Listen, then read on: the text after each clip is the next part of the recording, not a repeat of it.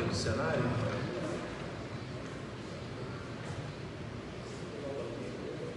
Vamos aqui?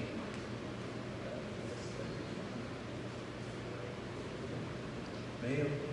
Hoje, já fazendo aqui a troca aqui do cenário, né? Temos hoje muitos músicos, pessoas aqui nos abençoando. Hoje o estudo vai ser quente, né? Graça e paz, é uma alegria muito grande estar aqui novamente com vocês, mais um culto da palavra.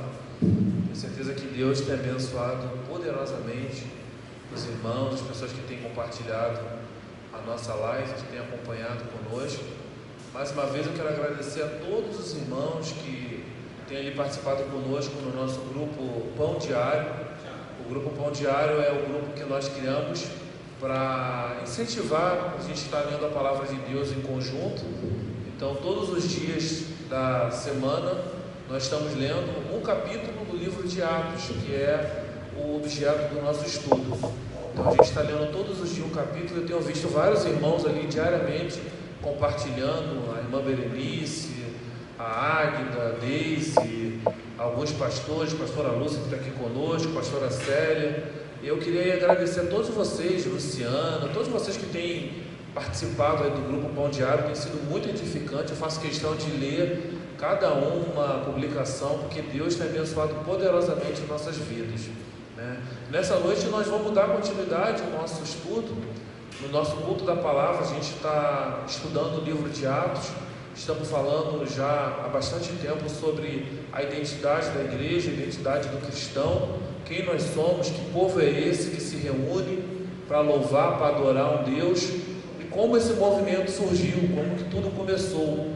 Então nós estamos aqui nessa noite abordando as doutrinas. Lá em Atos capítulo 42, 2, versículo 42, diz que a igreja primitiva, que é o modelo, que foi o início de tudo quando começou, ela perseverava na doutrina dos apóstolos, e nós estamos estudando essas doutrinas. Doutrinas a gente já aprendeu anteriormente que são ensinamentos, né? Eles perseveravam nos ensinamentos dos apóstolos, naquilo que os apóstolos ensinavam para eles, né? E nós aprendemos sobre a doutrina, nós falamos sobre a doutrina de Cristo. Nas semanas anteriores falamos que Jesus, ele era Deus, 100% Deus, 100% homem, né? E a gente meditou junto, coletivo, foi bastante edificante, várias pessoas nos abençoou participando, e hoje nós vamos iniciar falando sobre a doutrina de Deus. Vamos falar um pouco sobre Deus, que Deus é esse que nós cremos, que Deus é esse que nós servimos, que Deus é esse que nós adoramos. E aí hoje está conosco aqui a pastora Lúcia, né, nossa convidada especial também, para a gente estar aqui meditando junto, né? Não é um debate, porque o objetivo não é a gente debater a palavra de Deus, ela é absoluta, então não cabe debate na palavra de Deus, mas vamos estar aqui meditando em conjunto, tá bom, queridos? Está aqui conosco também ali sentadinho, nos acompanhando, o nosso querido pastor Maurício, tá aqui com a gente, e eu creio que vai ser uma noite de bênção. Então vamos lá, vamos falar sobre a doutrina de Deus. O que os apóstolos ensinavam para a igreja primitiva acerca de Deus? Que Deus era esse, né? Essa semana é interessante que algumas pessoas falou, né? Quando falou ao templo ao Deus desconhecido, né? Então o Deus era um Deus desconhecido da humanidade, e esse Deus ele veio se revelar a todos nós. Então vamos falar sobre Deus. E aí eu queria já aqui na introdução falar lá em Hebreus capítulo 11, 6, que diz que sem fé é impossível agradar a Deus. É necessário que aquele que se aproxima de Deus creia que Ele existe e que Ele é galardoador do que o busca. Então, o primeiro, a nossa introdução aqui é para dizer o seguinte, que para nós falarmos acerca de Deus, para falarmos sobre Deus, é necessário que nós venhamos crer em Deus, acreditar que Ele existe. Então a gente não tem como falar sobre Ele se você não crer na sua existência, se você não crer que Deus Ele existe e que Deus Ele é real, certo? E como é que nós provamos a existência de Deus? Ora, a existência de Deus, ela não é provada por meios científicos. A gente vê a ciência o tempo todo tentando refutar, negando a existência de Deus, e eles estão certos, porque Deus ele não consegue ser provado por meio científico. Nós falamos na semana passada que a maneira de você provar uma verdade dentro da ciência é a observação e o experimento. Então, enquanto você não faz os testes, os experimentos, enquanto você não faz a observação, você não pode dizer que aquilo é uma verdade científica. Está aí diversos medicamentos que estão surgindo na cura do coronavírus, mas esses medicamentos têm que ter o quê? Cuidado, cautela, até ele ser testado, observado e olha, é verídico, ele realmente é eficaz na cura, no combate dessa doença. Então, dentro dos meios científicos, é necessário uma observação e experimento. Já Deus, a gente não tem como colocar Deus dentro de um laboratório e testá-lo, de maneira nenhuma. Deus é muito grande, Deus ele é superior a tudo isso. Então nós nos relacionamos com Deus, nós provamos a existência de Deus através da nossa fé. É por intermédio da fé que nós temos contato com Ele, é por intermédio da fé que nós nos relacionamos com Ele. Então Deus, ele existe sim, e nós cremos que ele existe por intermédio da nossa fé. Amém, queridos? Eu queria deixar essa introdução aí para você, nosso amigo que está nos acompanhando, que a gente não vai aqui falar de ciência, dizer que Deus, a ciência prova a existência de Deus, a gente não quer discutir sobre isso, não vamos falar de ateísmo, não vamos falar nada disso, vamos falar sobre Deus. Ele é maravilhoso, ele é grandioso e tem muita coisa boa para falar acerca dele. Amém? E aí vamos lá, vamos começar aqui. Eu queria já, como a gente sempre faz aqui, já fazer a primeira pergunta para você que está nos acompanhando. E eu queria que você colocasse aí no classe aí nos comentários. A Elô está aqui com a gente, né? Dessa vez está aqui do outro lado da câmera, né? Ela está sempre por trás dos bastidores. E aí a Elô, ela que é responsável pelas nossas lives, ó. Se está tudo bonito e perfeito é graças a ela. E ela vai estar aqui acompanhando com a gente. Eu queria fazer a primeira pergunta para você que está nos assistindo e para os nossos universitários aqui: quem é Deus? Queria que você respondesse para a gente aí, quem é Deus? Tem tanta coisa para falar sobre Deus, eu viajei enquanto meditava, e eu queria que você, meu amigo, minha amiga, irmã em Cristo, participasse conosco aí. Quem é Deus para você? Eu já deixo aberto se o universitário quiser começar a falar, e já fica à vontade, enquanto a gente está acompanhando as pessoas ali escrever. Quem é Deus? Criador. Tem tanta coisa para falar. Tantas palavras, né? A gente pode falar sobre Deus. Criador, ser supremo. É isso aí, é ser supremo, né? Ser supremo. A melhor palavra que vem na minha mente é ser supremo. Alguém que está acima de tudo, criador de todas as coisas, né?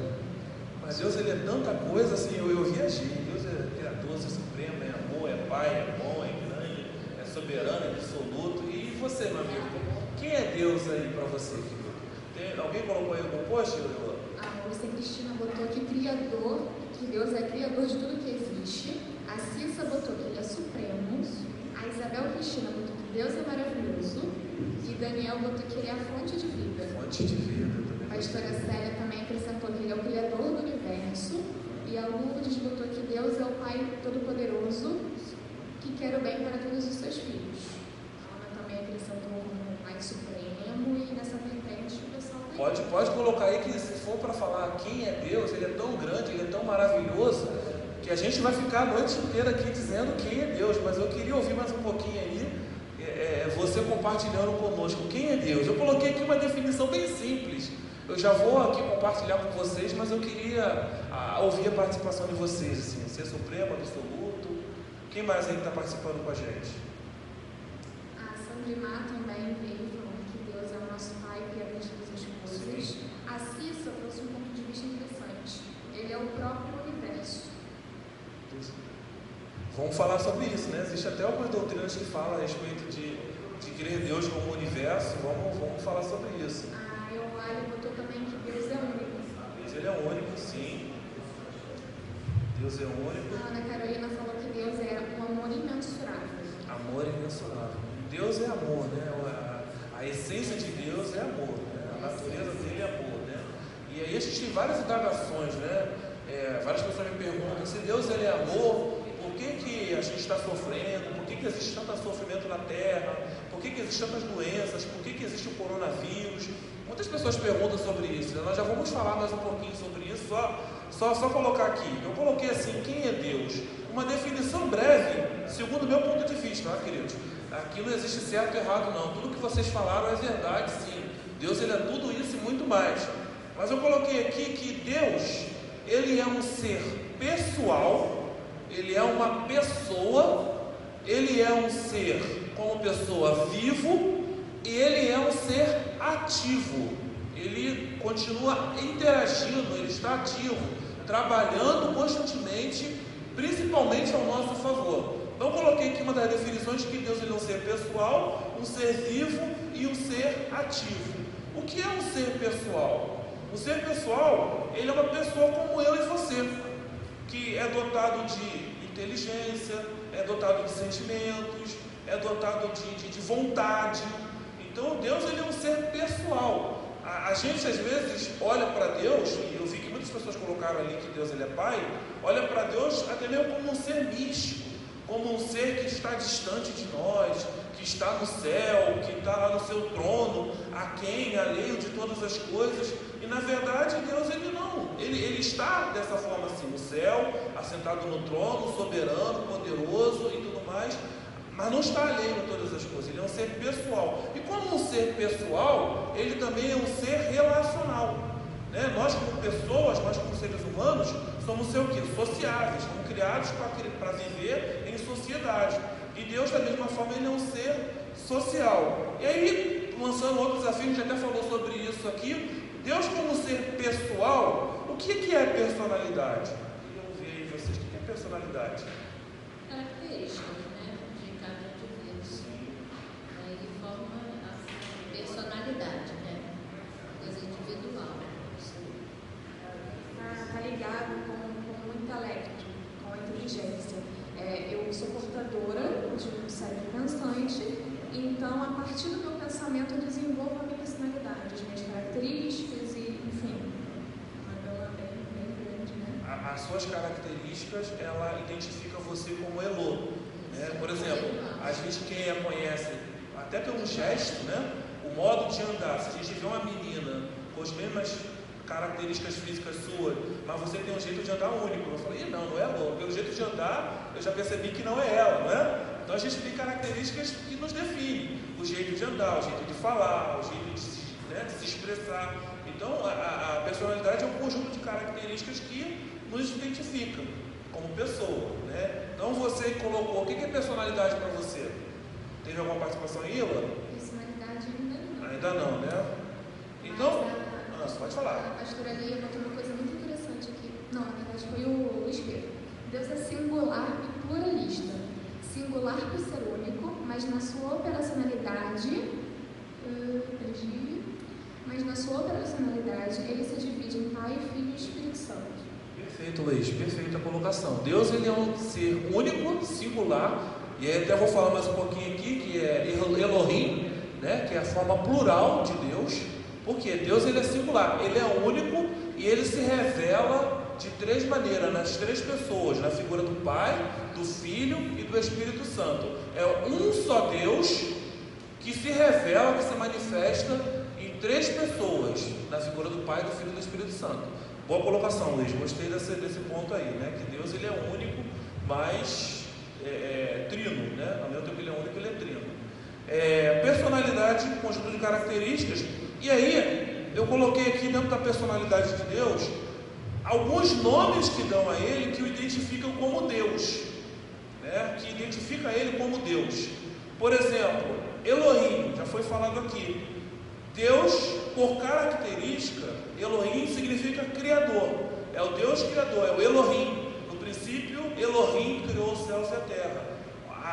Quando fala de criação, o nome atribuído a Deus é Elohim, inclusive nessa forma plural, né? Na figura do Pai, do Filho e do Espírito Santo. O que ele faz? Façamos o homem. Ali tinha a Trindade fazendo.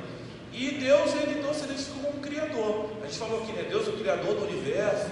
Então Deus, ele é o Elohim, ele é o Criador. É uma das características de Deus, é um ser Criador. E nós até falamos na semana passada que como ser Criador, ele foi o que criou todas as coisas do nada, né? A partir da sua palavra. Quer falar aí, minha pastora? Fala aí. Não, a partir do haja, né? O haja de Deus, haja luz. Não houve matéria-prima, né? matéria-prima foi a sua palavra, a palavra de Deus, todas as coisas, né? E tudo isso nós também cremos por intermédio da fé, queridos. Vamos falar muito sobre fé aqui. Então Deus, ele tem características, alguns nomes que atribuem a ele. Um dos nomes é Elohim, que eu acabei de falar aqui. Outro nome é El Shaddai. O que significa Deus El Shaddai? Todo-poderoso, ou seja, todo poder está na sua mão. Ele é o todo-poderoso. O poder, o domínio está sobre as suas mãos, né? Então é uma outra característica de Deus, que identifica ele como Deus. Se você olha para Deus, Deus é o quê? Deus, ele é todo-poderoso. Ele é capaz de fazer, inclusive lá, né, infinitamente mais do que tudo que pedimos ou pensamos. É verdade. Ele é o Todo-Poderoso e nada está acima disso, né? E ele detém todo o poder, toda a glória, toda a majestade, né? Ele é uma totalidade em tudo, né? Deus não é incompleto em nada, ele é total em tudo. Então ele não tem uma parcialidade de poder, ele tem todo o poder. Então Deus, ele é total em tudo, em todas as suas características, ele é pleno, ele tem totalidade. Eu tenho ponto fraco, né? Não tem ponto fraco. Deus não tem tipo assim, nessa aqui eu não sou muito bom, não. Não existe isso. Não existe. Ele é o eu sou, não. Então ele é o princípio, o fim. Ele detém tudo, todas as características e de forma completa. Isso que faz o nosso Deus ser um Deus grande, um Deus que nós admiramos, porque ele é completo em tudo. Louvado seja o nome dele por isso. Até me lembrei de semana passada, quando eu citei do prefixo ONI, né, que eu pesquisei, que significa todo, completo. Ele é exatamente tudo do nosso Deus. Ele é todo, ele é completo. Todo o poder está nas suas mãos, né? Todo o poder, completo. Isso eu acredito que isso faz até a nossa fé ela crescer nele, né? Sabendo que em muitas situações a gente às vezes passa na nossa vida que a gente duvida, às vezes, me parece, com as nossas atitudes da ação de Deus. Parece que nós limitamos a Deus, mas quando nós começamos a conversar sobre isso e ver essa plenitude do poder, não existe nada que esteja fora desse alcance, já que ele é pleno em tudo. Então a nossa confiança, a nossa fé, ela na verdade ela até cresce, ela floresce, né, diante dessa perspectiva, né, e saber que Deus, ele é total em tudo, meu irmão. Nós estamos nele e ele está em nós, então nós estamos, né, bem na fita, né, como nós podemos dizer. Inclusive até Jesus trouxe isso para si, né? Todo o poder lhe foi dado nos céus e na terra, né? Todo o poder está na mão dele. Então o atributo de Deus é que ele é o todo-poderoso, né? Ele é o cara é Deus. Outro atributo de Deus aqui, que a gente falou já, né, é Javé, que significa eu sou o que sou. Ele é o eu sou, né? Ele é o ser absoluto. É ele, ponto, acabou. Se for quando Deus falou com Moisés para ir ao Egito, e Moisés perguntou: quem eu vou dizer que me enviou? Diz que o eu sou te enviou. O Javé te enviou. Javé, isso. São várias. Tem hebraico, né? Eu não falo hebraico, Conhecido pelo povo de Israel como isso aí, Javé. Eu tinha mais de 30 nomes lá na apostila que eu estava estudando, só que tudo em hebraico. Eu falei: não vou pagar mico lá na frente, não. Era chamado pelo povo de Israel como Javé. Javé como Javé. Então tem vários nomes lá, inclusive Javé, e todos estavam em hebraico. Teve uns que eu não conseguia. Por exemplo, eu coloquei aqui um que para falar, eu sei porque tem uma música, é Tsekenu. Então, isso aí eu sei porque Tsekenu e Javé. Deus é minha justiça, né? Deus é minha justiça, isso mesmo, entendeu? Então, assim, tem vários nomes de Deus, como está em hebraico, eu não vou usar aqui, né, gastar o meu hebraico, porque vai ficar feio pro meu lado. Então aqui a gente fala assim que Deus, o atributo de Deus também é justiça. Olha que interessante. A característica de Deus é de um Deus justo, né? Deus, ele é justo, Deus, ele é justiça. Como é que vocês entendem isso? Deus sendo a nossa justiça? Como é que funciona para vocês assim, Deus ser a nossa justiça? A gente olhando para o mundo, né? Até eu indaguei aqui no início, quando eu falei assim que se Deus, ele é amor, por que existe tanta maldade, tanto sofrimento na terra? Por causa da injustiça do homem. Não pela justiça de Deus, pela injustiça do homem, né? E a justiça de Deus caracterizou em quê? Em enviar seu Filho Jesus para nos resgatar de todas essas mazelas do pecado, né? Então Deus, ele é a nossa justiça. Onde Deus está, tem que haver justiça, tem que haver equidade, né? Tem que haver solução. Então Deus, ele é a nossa justiça. Às vezes a gente se preocupa muito, eu vou fazer justiça. Não, coloca na mão de Deus, né? A gente sempre aprende, coloca na mão de Deus. Por isso que Jesus ele ensina lá, para a gente não resistir ao perverso. Porque se ele oferecer e quiser que a gente ande uma milha, vai 2. Se pedir a tônica dá cabo. Ou seja, qualquer injustiça que você está sofrendo, deixa para lá, coloca na mão de Deus, porque Ele é a nossa justiça. Amém? Ele vai ser justo por completo. Engraçado as características, né, de Deus, que a gente falou que é na sua totalidade. Aí a gente, por exemplo, né, retrocedendo um pouquinho, falando sobre o amor, né, que Deus ele é amor por completo, né? Então a gente vê algumas coisas acontecendo de forma terrível, a gente vê uma atitude de alguém que mata, que rouba, alguém que é um estuprador, e a gente vê essa pessoa, se ela se arrepender, Deus perdoa, Deus o ama como Ele nos ama. Então, no nosso pensamento humano, a gente fica pensando, como é que pode Deus amar essa pessoa, cara? Mas dele ele é total amor, ele não é imparcial no seu amor. Então é na sua totalidade, assim como Ele me perdoa, Ele me ama dos meus erros, né? Às vezes das minhas atitudes, né? E Ele traz esse amor para a minha vida, Ele vai trazer o amor também para aquele que comete atos, às vezes, digamos assim, atrocidades terríveis. Porque o amor dele está contemplado tanto naquilo que a gente acha pequeno como naquilo que é grande. Porque ele é total, o amor é total, a justiça é total, é o tempo todo. Então isso é interessante. O ato de justiça ele é completo, ele é total, ele é constante. Não tem uma justiçazinha, não tem uma meia boquinha. Ele vai ser justo sempre, o tempo todo, com todos, na sua forma de ser justo. Então, por isso que muitas vezes a justiça de Deus não vai ser aquilo que o ser humano às vezes está esperando. Porque Deus ele é soberano, Deus é onisciente. Então, às vezes, no nosso pensamento, a gente molda algum tipo de justiça. Eu acho que Deus tem que fazer assim para que haja justiça. E quando a gente coloca na mão de Deus, Deus faz de uma forma completamente diferente do que aquilo que a gente estava esperando ou pensando. Mas não deixa de ser justo. Então, Ele sabe, a maior justiça é aquela feita na mão do Senhor.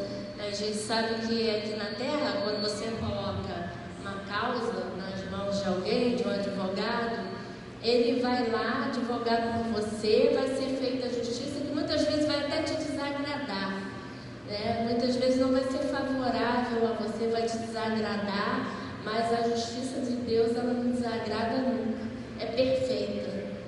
E as pessoas, nós confundimos às vezes justiça com vingança, né? A palavra de Deus diz: a mim pertence a vingança. Nem vingar a gente deve se vingar. Deus vai pesar a mão. Exatamente. Eu tive uma vez, eu já compartilhei aqui de uma irmã que estava em litígio com uma vizinha e falou: olha, eu vou orar a Deus para quebrar teu pescoço. Que Deus é esse? Deus não é vingança, né? No nosso pensamento humano, a gente tem a nossa forma de justiça, achar que é justiça, mas a forma de Deus de ser justo é totalmente diferente daquilo que a gente pensa. Ele age de uma forma que às vezes a justiça dele pode perdurar por um tempo, passar por meses, por anos, né? A justiça de Deus vigorando, né? Agindo, né? E a gente quer um ato tipo no ímpeto, né? Na força, naquela hora, naquele momento, né? Isso é interessante. Uma coisa interessante aqui que o Luiz falou foi que a ira do homem não opera na justiça de Deus. E a Sandra Mar botou aqui: Deus é justo e não vê como o homem vê. E essa característica, eu acredito que é porque Deus, Ele tem a justiça como característica porque Ele tem um coração incorruptível. É diferente do homem. Então, quem é o homem para falar de justiça quando o próprio coração dele se desvia de acordo com as emoções, né? Deus, Ele é o único ser que consegue olhar completamente de fora e de dentro ao mesmo tempo. É muito interessante. Por isso Ele consegue aplicar a verdadeira justiça, né? Não é tendencioso. Não é tendencioso. Verdade. Avançando mais um pouquinho, que eu gostei desse. Jeová, ele também é conhecido como Nissi, né? Que é o Senhor, a minha bandeira. E a gente agora está acostumado, né? Sempre acostumado a assistir filmes, principalmente filmes de Hollywood americano. E todo filme americano você vê lá que na sua casa, no seu escritório, tem a bandeira dos Estados Unidos. A bandeira mais conhecida do planeta é a bandeira americana. Porque todo lugar, todo filme, esporte, qualquer espaço público tem a bandeira dos Estados Unidos. E Deus ele é conhecido por isso. Para Israel, o Senhor era a bandeira do Senhor era Ele. Eles militavam, eles lutavam, eles faziam menção pelo Senhor, eles lutavam pelo Deus, né? A causa deles era o Senhor. O ideal deles era o Senhor, né? Então Jeová inicia, o Senhor é a nossa bandeira. Então a atitude de Deus é o quê? Ele é a nossa causa, né? A nossa razão, a nossa pátria é Ele, né? Nós pertencemos a Ele. É Ele que nós representamos a Ele, né? Quando a gente coloca a bandeira de um país, representa aquele país, aquela nação, né? Quando a gente vai, por exemplo, no consulado, a gente vai em lugares onde tem bandeira de vários países, está representando aquele país. Então nós representamos o Senhor, que Ele é a nossa bandeira. Nós somos os embaixadores do Senhor que isso fala na face da terra. Então onde a gente estiver, é um pedacinho do território do Senhor. E isso fala em algo que, assim, para nós, em determinados momentos, vai ser talvez super difícil, porque fala em atitude, e fala em palavras, fala na forma como eu me comporto. Se eu represento alguém, se eu represento uma bandeira, eu tenho que saber que eu tenho que agir, falar conforme aquilo que eu represento. Então, em determinados momentos da nossa vida, não é fácil, não é uma tarefa fácil, gente, mas é o que nós devemos fazer. É representar isso em todos os lugares onde nós vamos, seja no nosso condomínio, dentro da nossa casa, na nossa família, no nosso trabalho, né, que é o dia a dia. Levantar essa bandeira, você falar que você representa isso, é você agir, falar, fazer conforme aquilo que você representa. Então, isso é muito sério. Isso é muito sério. Porque, por exemplo, o reino de Deus é um reino de justiça. Isso. Então, nós não podemos ser pela injustiça, né? O reino de Deus, existe um linguajar. Eu gosto muito da questão da embaixada, né? Porque a embaixada é exatamente isso, representa aquele país. Né? Quando está situada ali, é um pedacinho daquele país. Sim, eu lembro um tempo atrás que teve foi na região ali da América Central, onde um presidente ele se escondeu na embaixada brasileira.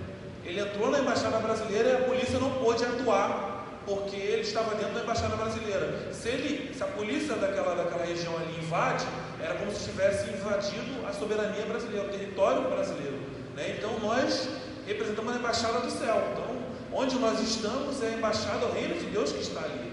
Quando a pessoa se relaciona conosco, deve ser, né? Se relacionando com o reino do céu, a gente manifestar a bandeira a qual nós estamos defendendo, né? Proclamando, né? E aí que eu acho que a gente prega o Evangelho sem falar.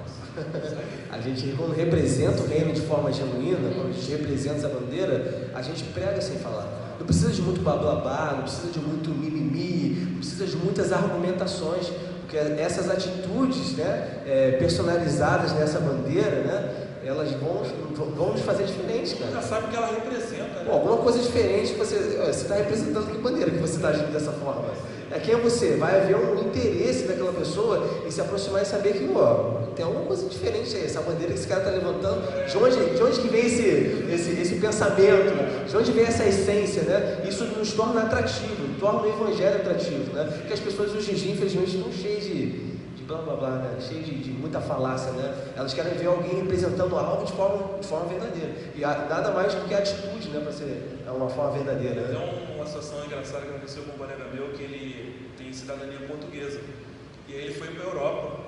E eu não sei o que ele aprontou lá, ele aprontou por lá, né? Que ele apresentou o passaporte português.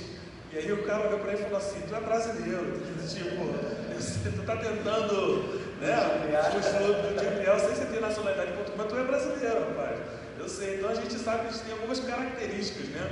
Embora essa negativa, mas o povo brasileiro tem umas características. Então, quando vê a bandeira do Brasil, já sabe futebol, né? Samba, já tem uma característica típica do brasileiro, né? Então a gente tem muita coisa para falar aqui, queridos. Tem algo interessante que é específico para os dias de hoje. Rafá, ele é também chamado Deus que cura, né? E como é que a gente vê aí Deus que cura, Rafá? A gente vê em meio a toda essa pandemia, toda essa situação de enfermidade, e a gente tem um Deus que cura. E às vezes a gente acha que Deus ele vai curar, ele pode curar, de impor as mãos. Por exemplo, eu tinha um problema, uma hérnia umbilical, e eu tinha que fazer por cirurgia. E eu lembro que minha mãe sempre orava, colocava um óleo ungido no meu umbigo e resolveu. Da noite para o dia eu acordei e tinha normalizado. Não passei por nenhum procedimento cirúrgico, nada disso. Foi um milagre que Deus ele me curou. curou, não preciso fazer cirurgia, nada disso, está normal no meu umbigo. E aí tem situações também que a gente precisa às vezes passar por uma cirurgia, passar pela mão dos médicos, mas ainda assim, queridos, eu creio, passando pela mão dos médicos, ou sendo por intermédio de oração, seja quem for, né, o Filho de Deus, eu creio que é Deus agindo da mesma forma, é Deus agindo da mesma maneira, o Jeová Rafá agindo ao nosso favor. A gente vê na Bíblia, nós vemos inúmeros servos de Deus, Ezequias, por exemplo, né, passou pela enfermidade, clamou ao Senhor por mais anos de vida e aí o Senhor concedeu. Nós vimos Lázaro que adoeceu, chegou à morte e Jesus foi lá, o ressuscitou. Então nós não estamos isentos de ficar enfermos, até porque nós somos nesse corpo, né? Nós somos seres humanos, estamos sujeitos a ficar enfermos. Eu também creio assim, que Deus traz a cura, como traz a cura sobrenatural e traz a cura também através dos médicos. Eu tenho o seguinte costume: quando eu estou para ir a alguma consulta, estou sentindo algo, eu já oro. Senhor, já toma mente dessa médica que vai me atender, que ela passe o remédio certo, que esse remédio seja eficaz para o problema que eu estou sentindo, porque a nossa vida está nas mãos do Senhor. Nós dependemos primeiramente dele, mas existem os médicos aqui na terra, né, com inteligência, estudaram, e a gente ora e coloca também na mão de Deus.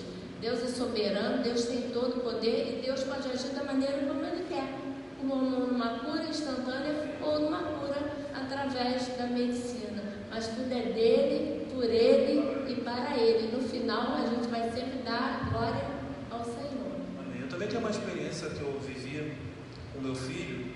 Em 2013 ele tinha 6 meses, 2013 ele tinha 6 meses e ele teve bronquiolite.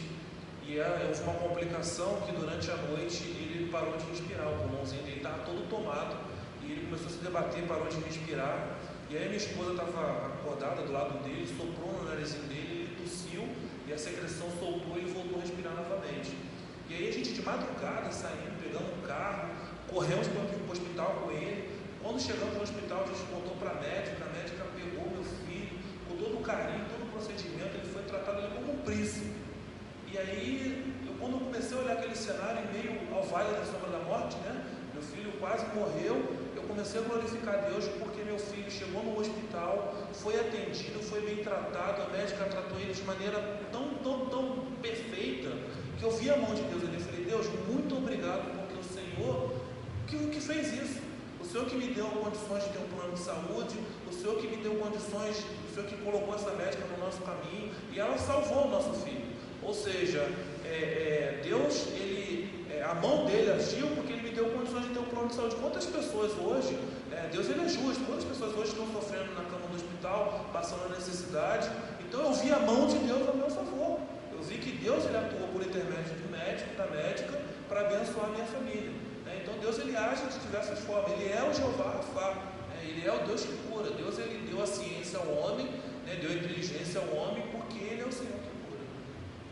É interessante isso, porque às vezes a gente pensa que se eu for ao médico tomei remédio, é como se então Deus não me curou, então, mas eu fui ao médico e o remédio me ajudou. Mas a verdade, Deus deu sabedoria, exatamente isso aí. E para que essa medicação agisse de forma correta, de forma eficaz, a mão de Deus estava sobre a minha vida, estava sobre a sua vida, para que aquela cura acontecesse. Então Deus está presente o tempo todo, Ele está cuidando e curando, mesmo sendo instantâneo dentro da igreja, através de uma oração ou através de um tratamento, né? Deus está ali, E Deus está agindo também quando você tem condições de comprar um remédio. Imagina você precisar de um medicamento e não ter condições para comprar, né? Então Deus ele agiu também a teu favor, né? Então Ele é o nosso Rafá, é o Jeová Rafá, Ele é o Deus que cura.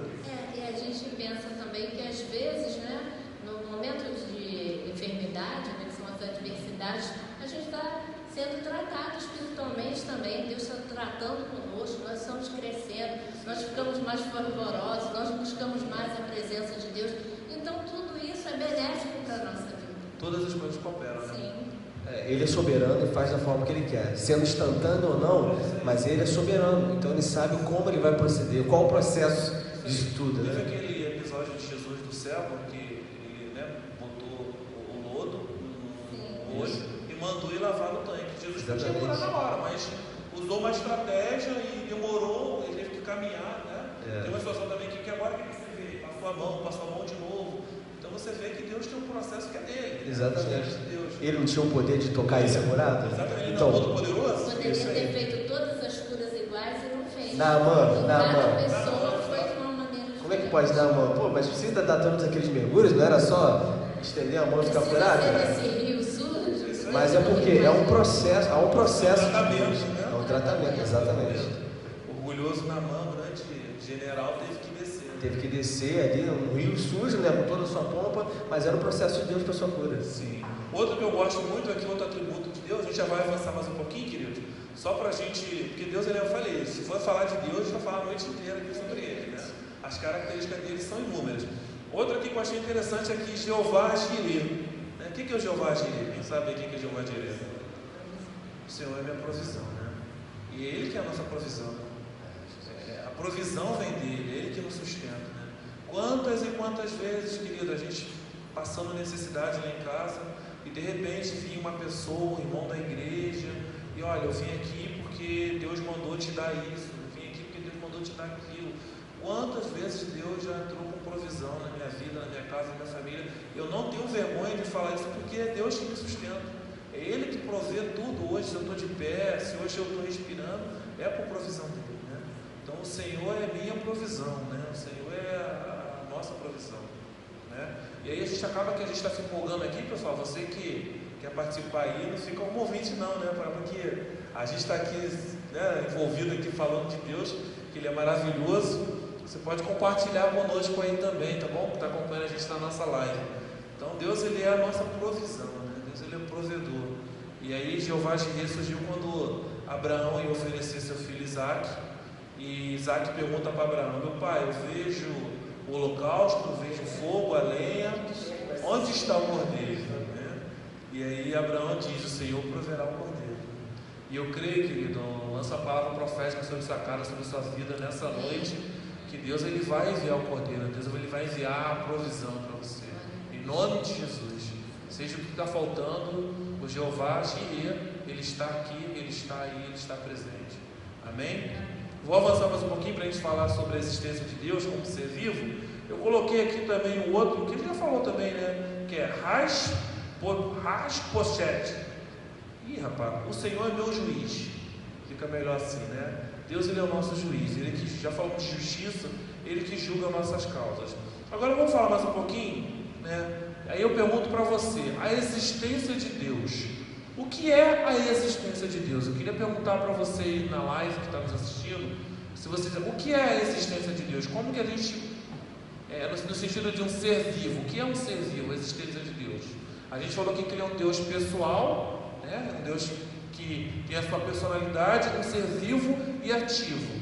Sobre a existência de Deus no sentido de um ser vivo, como é que você entende isso?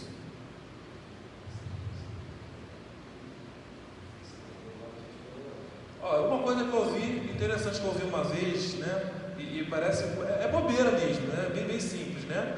Eu ouvi falar o seguinte: morto não sente dor, certo?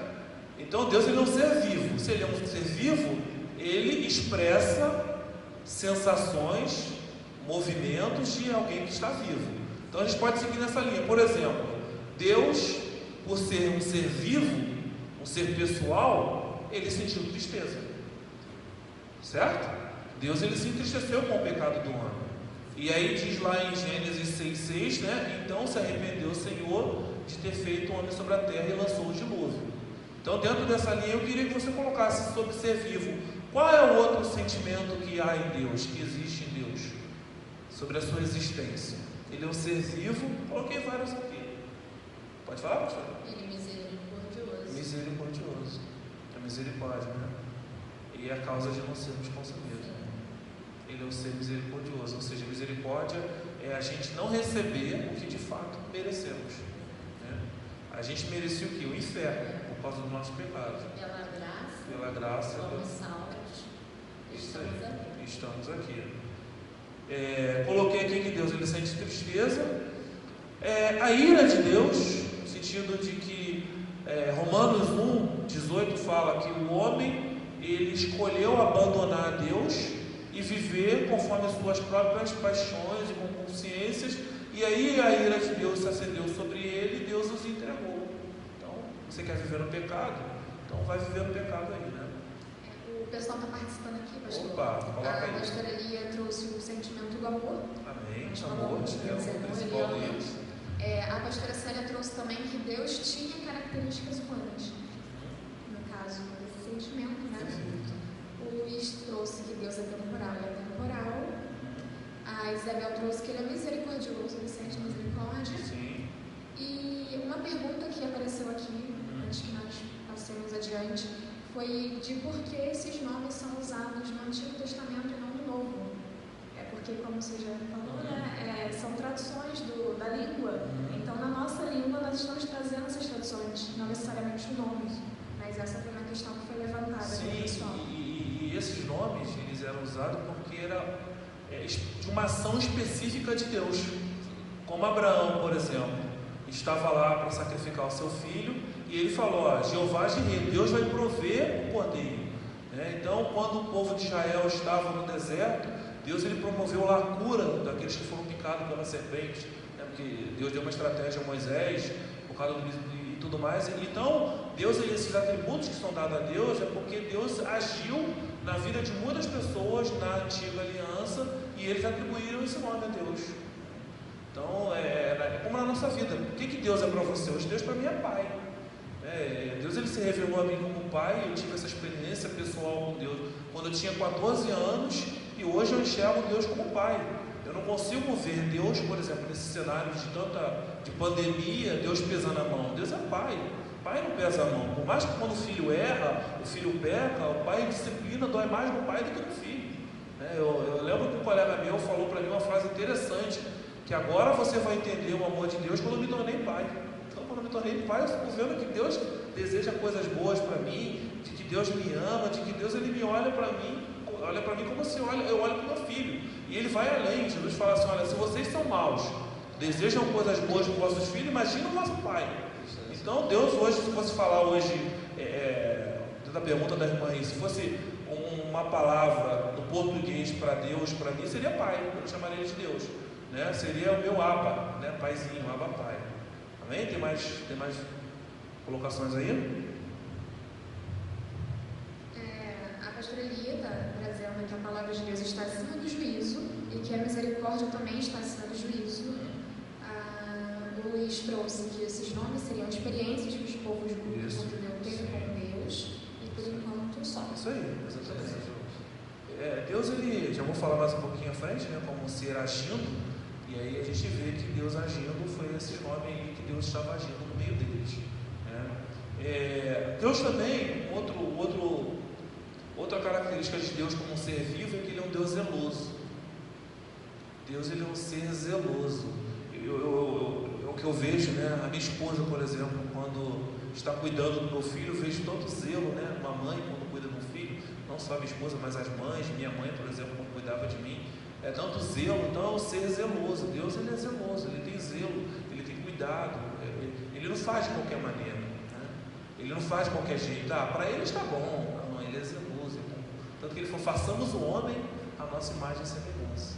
E a palavra de Deus também nos exorta a nós, como servos de Deus, sermos zelosos na obra de Deus, zelosos com as coisas de Deus, né? Quando a gente vai fazer alguma coisa em nome dele, que seja com zelo, com cuidado. Na verdade, até a gente até fazer isso com zelo, isso se torna um ato de adoração, né? Porque até comentei com você lá no final da quinta-feira passada, né, sobre a palavra adoração, e nós temos estudado isso lá na Escola Dominical do Louvor, que avodá significa adoração, e ela deriva de avod. Avod quer dizer serviço. Então a mesma palavra que é usada para adoração, para serviço também é usada para adoração. Ou seja, então tudo que eu faço, seja no meu dia a dia, no meu trabalho, né, na minha casa, cuidado com meu filho, cuidado com as minhas coisas, cuidado com quem está próximo de mim, isso se torna um ato de adoração. Então, quando eu sirvo bem no meu trabalho, dentro da minha igreja, dentro da minha casa, com a minha esposa, com os meus filhos, Isso é adoração. Então esse ato é muito interessante isso. A gente pensa que a adoração é dentro da igreja, levantar as mãos. E aqui eu estou adorando. Não, na verdade a adoração é esse ato de servir. E servir bem, ter zelo. Isso vem de Deus. Esse sentimento vem do Senhor. E o Senhor se agrada disso. E quando eu faço dessa forma, eu estou adorando o Senhor. Isso aí. A adoração, zelo, né? Cuidado. Foi o que ele falou, né? Servo bom e fiel. Entra no gozo do seu Senhor. Que fez com zelo, fez com cuidado. E o outro aqui, a gente já falou, só para reforçar, é que Deus ele é amor, né? João 3,16, o apóstolo João ele não conseguiu expressar, ele falou: Deus amou o mundo de tal maneira, esse tal maneira é algo que vai além de todas as coisas, né? Que deu seu Filho único. Então Deus ele é amor, é uma das características de Deus como um ser vivo. Então Deus ele é um ser pessoal, um ser vivo. E aí agora a gente fala um pouquinho sobre Deus agindo, né? E que Deus, ele, desde a queda do homem, desde quando o homem pecou lá no Éden, ele vem agindo para quê? Para se revelar ao homem, para restaurar aquilo que aconteceu, aquilo que foi quebrado. Então Deus está agindo ao longo da história, e aí quando o homem pecou, falando do homem, da humanidade, ela se tornou totalmente alienada acerca de Deus, tanto que criou ídolos, criou deuses para si, porque ficaram totalmente distantes, o pecado os afastou de Deus de tal maneira que eles ficaram alienados, mas Deus, pela sua misericórdia, pelo seu amor, ele veio buscando de forma gradativa o homem. Ele foi buscando ao homem, se revelar ao homem na sua essência, no seu caráter, na sua personalidade, né? E aí a gente vê lá que Deus começou a buscar o homem por intermédio de Noé, porque aquela geração já havia se perdido, e Deus buscou, né, restaurar o homem pela família de Noé, né? Aí mais à frente, posso falar em mais uns 2 a 3 mil anos, Deus ele vem por intermédio dos patriarcas. Deus se revela a Abraão, e aí vem por seu filho Isaac, Jacó. Então Deus continua se revelando por intermédio dos patriarcas, através da vida deles. E aí depois Deus se revela por Israel, de Abraão, de Isaac e Jacó. Surge o povo de Israel, o povo de Deus. E aí, depois de Israel, Deus ele age por intermédio da igreja. E aí a minha pergunta é: como que você vê Deus agindo por intermédio da igreja hoje? De que maneira Deus ele age por intermédio da igreja? Como é que funciona isso? A Bíblia fala que, né, no Novo Testamento nós somos o corpo de Cristo, né? Nós somos a extensão desse corpo, né? Inclusive lá no Novo Testamento nós vemos Deus ver se estabelecendo os ministérios, né? Que são o quê? Os tentáculos desse corpo, né? Tudo que nós somos, aquilo que nós somos, a nossa vocação, aquilo que nós somos chamados é para servir a esse corpo.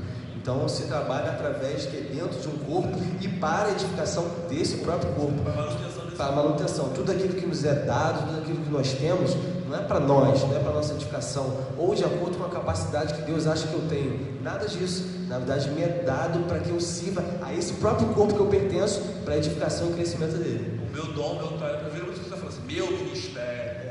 Meu ministério, meu dom, meu talento. Meu talento. Na verdade, nada é nosso, né? Tudo Deus ele nos deu para isso. Eu vejo que hoje, né, como a gente tem visto no livro de Atos, né, Deus agindo através dos servos dele, e hoje nós somos a continuação da igreja primitiva, né, que nós temos lido aí e acompanhado. Então hoje nós somos os representantes de Deus aqui na terra para cumprir o ministério que ele tem proposto a nós, que é a salvação de vidas, né? Libertar os cativos, os oprimidos e ajudar essas pessoas também a entrar no reino de Deus. Somos os embaixadores de Cristo, né? Pequenos Cristos. Então, somos as cartas vivas, né? Escritas, né? A revelação de Deus. Então, tudo isso é a igreja nos dias de hoje, né? Nós somos luz, somos sal da terra. Olha quanta coisa nós somos, né? Então, tudo isso para manifestar a presença de Deus ao mundo. E tudo isso através de nós, né? Que honra, né? Que honra, que maravilha. Que honra. O próprio Deus, ele escolheu se revelar. Exatamente. Nós não éramos nada, né? E Jesus morreu na cruz, veio a salvação através da graça, não por merecimento, não merecemos nada. E somos hoje representantes de Deus aqui na terra. Exatamente. Você parou para pensar que uma oração sua, queridos, demônios podem bater em retirada, o inferno bate em retirada, pessoas são curadas, porque que nós somos agentes de Deus, né? E Jesus, quando fala assim que nós faríamos obras maiores do que ele faria, e a gente vê lá Paulo, os lenços de Paulo curando, lá em Atos, meditando, né? As pessoas levavam as roupas de Paulo. Maravilhosa leitura, né? eu incentivo a você que ainda não está participando do grupo Pão Diário, participe. É um capítulo por dia do livro de Atos, já estamos no capítulo 21. Coloque lá o versículo que tocou você, participe, está sendo muito edificante. A sombra de Pedro curava. A sombra de Pedro. Imagina você parar na escorar assim na sombrinha de Pedro. Curado. Então a gente vê que é Deus agindo por intermédio da igreja, não só lá na igreja primitiva, como hoje, né? Como eu já contei vários milagres de Deus. Então é por intermédio de nós que Deus ele vai se revelar ao mundo, né? Deus agindo, ele age hoje por intermédio da sua igreja. O instrumento de Deus hoje na terra é a sua igreja. Olha que maravilhoso. Foi como foi falado também, né, nos estudos anteriores, que nós somos os mensageiros, as testemunhas de Cristo. E é muito claro a gente ver a nossa função se a gente pensasse, imagina, se não existisse o recurso da escrita, da Bíblia. Nós seríamos os portadores das boas novas, né, da palavra de Deus. Então, só a função de testemunha para mim já é uma coisa absurda, de grande, importante. Olhar para a sua vida e ver, olha, aquele ali é o representante do próprio Deus. Olha para ele, como ele fala, como ele se comporta, como ele age, é assim que tem que ser feito. Eles são um padrão, né? É mais ou menos assim, né? Que os discípulos eram o padrão, né? Os apóstolos eram o padrão. Então a gente vê aí que Deus ele age. Aí eu coloquei até um versículo que eu gosto muito, né? Para que agora, pela igreja, a multiforme sabedoria de Deus seja conhecida dos principados e potestades nos céus. Ou seja, Deus, por intermédio da sua igreja, ele está se revelando a nós, né? A principados e potestades, poderes, né? Nas regiões celestiais. Inclusive os próprios anjos estão conhecendo a Deus por intermédio da sua igreja. Olha que profundo, hein? O seu amor, a sua grandeza, o seu poder, né? Muito legal. E aí vamos caminhar aqui já para o último tópico, no final, que são os atributos de Deus. Atributo, característica dele, né? Atributo e característica são similares. Mas aí eu coloquei um aqui que eu coloquei assim, atributo de Deus. Veracidade. Deus ele é verdadeiro. Em Deus não existe mentira. Ele é verdadeiro. A única característica que Deus, a única coisa que o diabo criou, que Deus da paternidade dele, que é da natureza dele, que não foi criada por Deus, é a mentira. Jesus falava lá em João 8, né? Vós tem por pais o diabo, porque ele é mentiroso desde o princípio. Ele é o pai da mentira. Ou seja, Deus ele é o oposto do diabo. Deus ele é absolutamente verdadeiro. Ele é verdadeiro. Deus não age em mentira. Deus ele é verdade. É um atributo dele.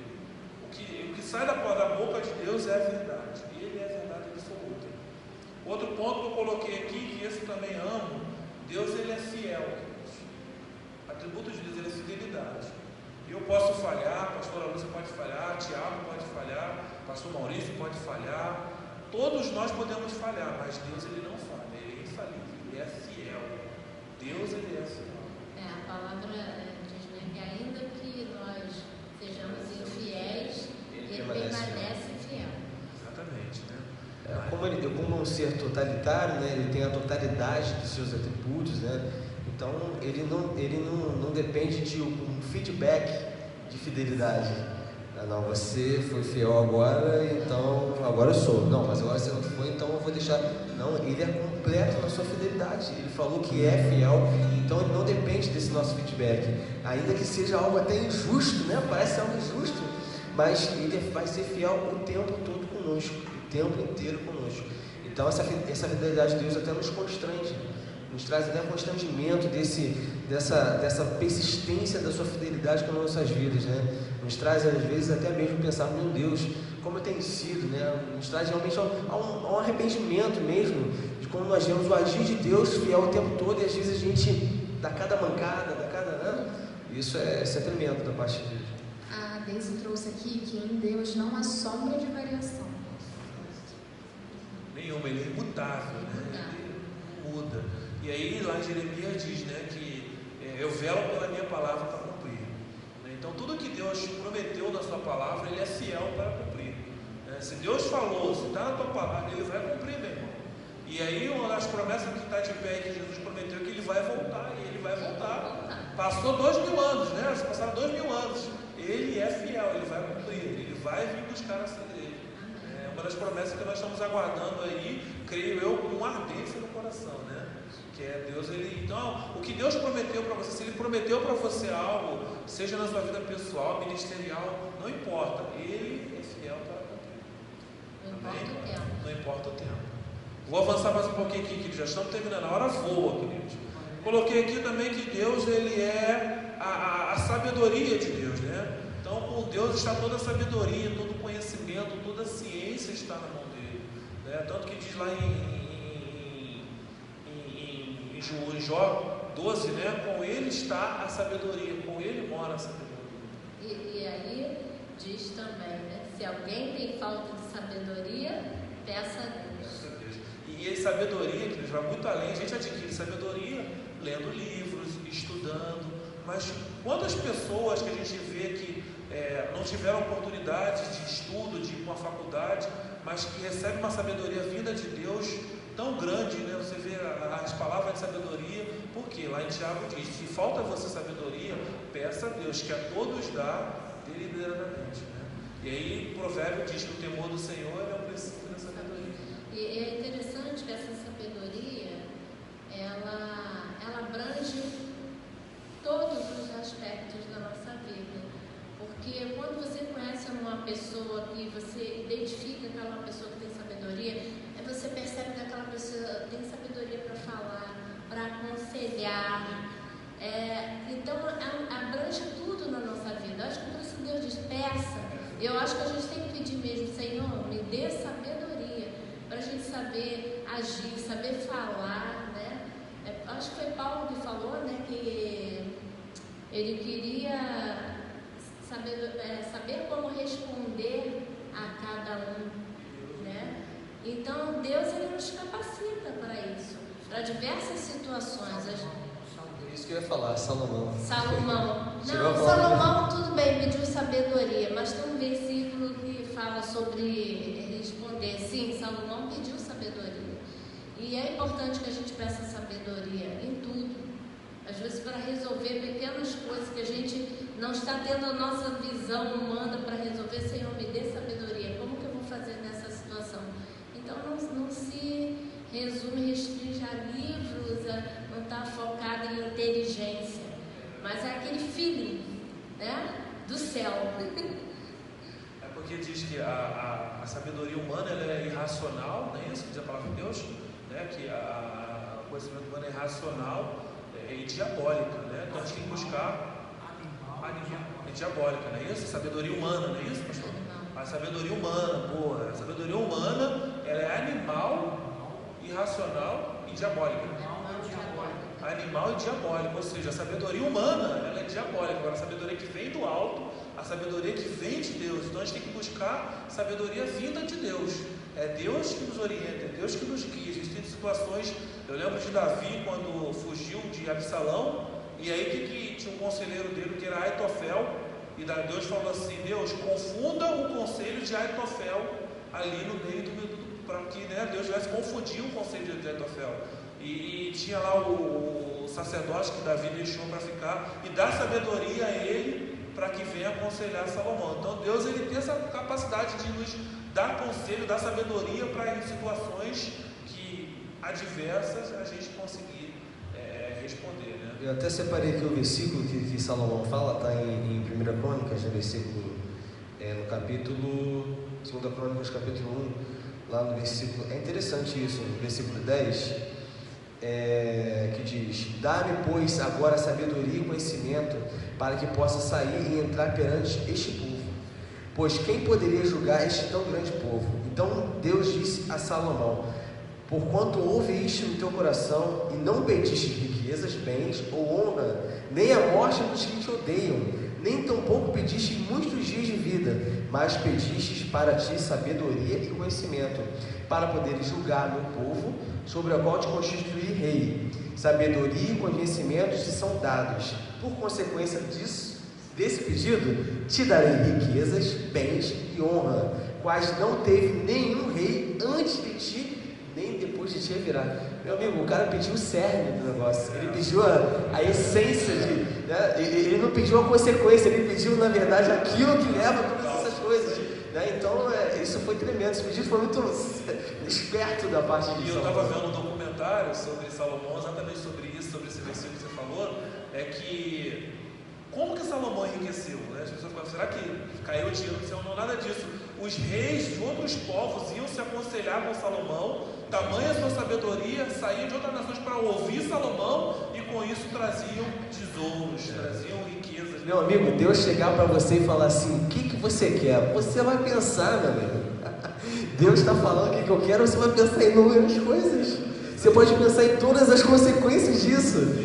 Meu Deus, o que eu quero? Calma aí, o que eu quero? Hoje o que eu quero? Eu quero uma mansão, eu quero um carro, eu quero, Senhor, eu quero ficar livre dessa doença, eu quero, sabe, mas o cara pediu a sabedoria que era a chave sobre essas coisas, porque Deus sabia que através disso ele saberia administrar tudo aquilo que estaria ao redor dele. Então isso foi tremendo, e é por isso que ele se constitui rei dessa forma, tão bem sucedido, que a Bíblia fala que não vai existir talvez outro igual a esse, né? Salomão. Pode falar. Vem pra cá, pastor, estamos terminando.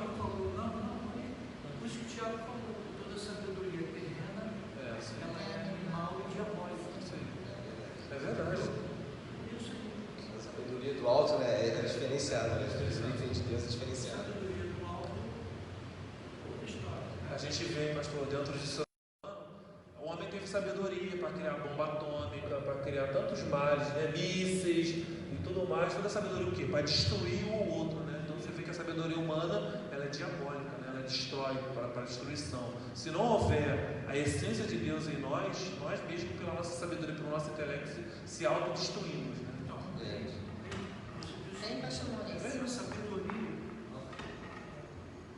A sabedoria lavrou as suas colunas. Então, por que hoje algumas pessoas se acham sábios demais, né? No final dos tempos, os homens vão se achar sábios demais. Vão se achar doutores, vão se achar conhecedores de muita coisa, não é? Então, unido aos comichões, aos ouvidos das pessoas, eles vão querer se reunir com mestres, entre aspas, né, que vão satisfazer as suas vontades, o quê? Terrenas, animais e diabólicas, com segundas intenções, não a sabedoria que vem do alto, do Pai das luzes, que não suportarão ouvir essa doutrina. Isso aí eles vão querer ouvir fábulas e muitas das vezes doutrina de demônio. Isso não quer dizer que a pessoa não tem que se esmerar, estudar, não é isso que eu estou dizendo. Isso aí é um conhecimento. Agora a sabedoria está acima do conhecimento humano, não é? É algo que vem de Deus, né? Algo que vem de Deus, é divino. Por isso que Salomão, nunca haverá pessoa tão sábia e tão rica quanto ele na face da terra. Não haverá mais. Por quê? Né? Agora, o que ele fez no final com toda essa sabedoria? Aí você chega à conclusão das 3 fases da vida de Salomão. Quando você lê o livro de Provérbios, você lê o livro de Eclesiastes, de Cantares, você vai ver 3 etapas, 3 fases da vida da pessoa, né? E aí a gente vai ver que à medida que ele foi tendo experiência com Deus, ele foi caindo em si e foi vendo que tinha que ter realmente sabedoria para poder viver até o finalzinho com temor ao Senhor, que é o princípio de toda a sabedoria. A sabedoria inicia então no temor do Senhor. Não tem como ser sábio se você não teme a Deus. Esse é o segredo da sabedoria. E a gente já finalizando aqui, queridos, o último atributo de Deus que eu coloquei aqui, semana que vem Nós vamos dar continuidade na doutrina de Deus, vamos falar acerca de Deus, sobre o caráter, enfim, a gente tem muitas coisas para falar ainda, que é a sua soberania, né? Deus, ele não só tem sabedoria, como Deus, ele é soberano. Soberano significa que Deus, ele pode agir quando quer, como quer, a hora que quer, da maneira que ele quer, né? Então, nosso Deus, ele é soberano, e às vezes a gente tem dificuldades de entender a soberania de Deus, porque a gente toda vez quer usar a soberania de Deus a nosso favor, né? Eu preciso de uma intervenção divina na minha vida e aí quero que Deus intervenha em meu favor. Muitas das vezes Deus, ele age com a sua soberania que eu julgo que não é benéfica. Eu vi uma ministração do pastor Neil essa semana, né? Depois do que aconteceu lá no pastor Alisson, e ele falou uma coisa interessante, que Deus, ele dá por amor, não é isso? Deus, ele dá por amor, ele permite com misericórdia, né? E tira por soberania, né? É mais ou menos assim. Então, ou seja, Deus, ele tem a soberania de tirar, de tirar, de agir, e foi a soberania de Deus, e quem somos nós para questionar isso? O nosso Deus, ele é soberano. Amém, queridos? Essa soberania não tem que ser entendida. Não tem que ser entendida. Ela tem que ser vivida. Sim, isso aí. É ele que age. A gente tem que viver essa soberania, né? Apenas acatar e aceitar e saber que é boa, perfeita e agradável a vontade dele para a nossa vida. Amém. Amém, querido? Nós estamos terminando hoje, o culto de hoje. Deixa eu pedir aqui o Thiago, o Juca, para cantar mais uma canção. Eu queria agradecer você. Não sai não, queridos. Vamos ficar mais um pouquinho. Vou chamar aqui nosso pastor para estar orando, fazendo a oração final, empreitando a bênção apostólica. Fica conosco mais um pouquinho. Delegou? Está delegando aqui. O pastor Maurício está delegando aqui. Hoje ele está aqui no Salve como ouvinte. Está aqui. Passar aqui para a pastora Elisa depois do louvor para estar orando e empreitando a bênção. Amém, queridos? Deus abençoe vocês. Sai não, vamos adorar o Senhor aqui, todo mundo junto. Em nome de Jesus.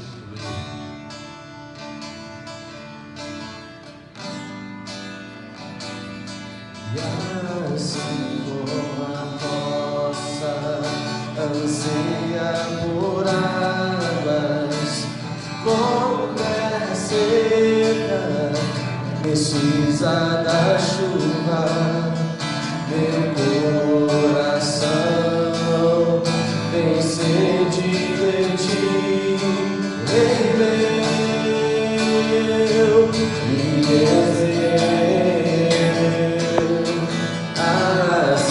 como a costa anseia por águas, como terra seca precisa da chuva, meu coração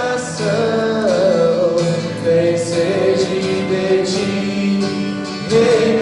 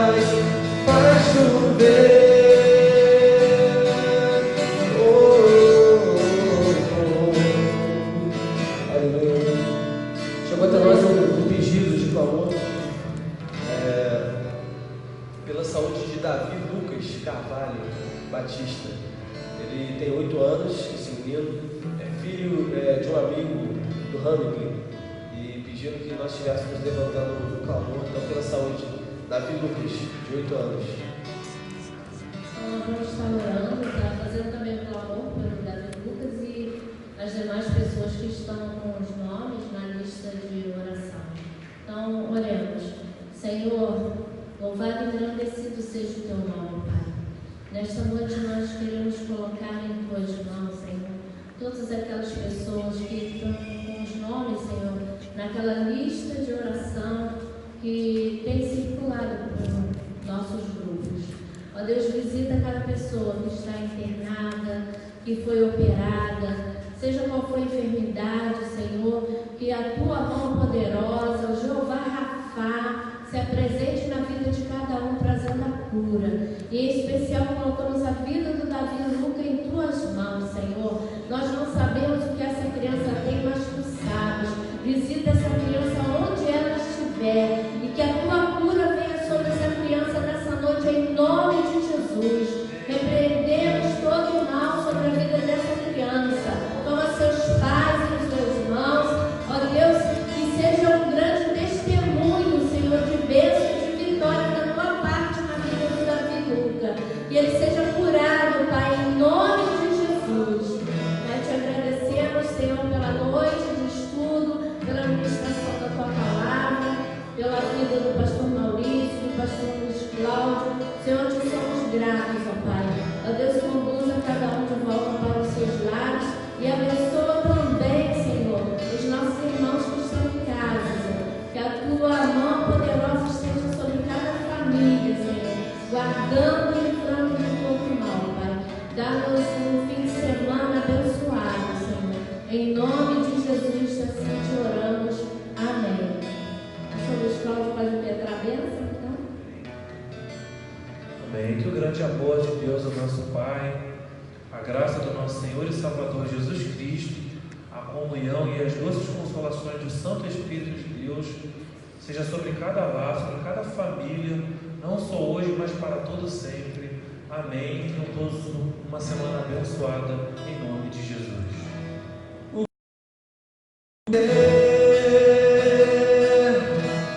tudo que tu és, você me libertou e me curou. O que posso dizer?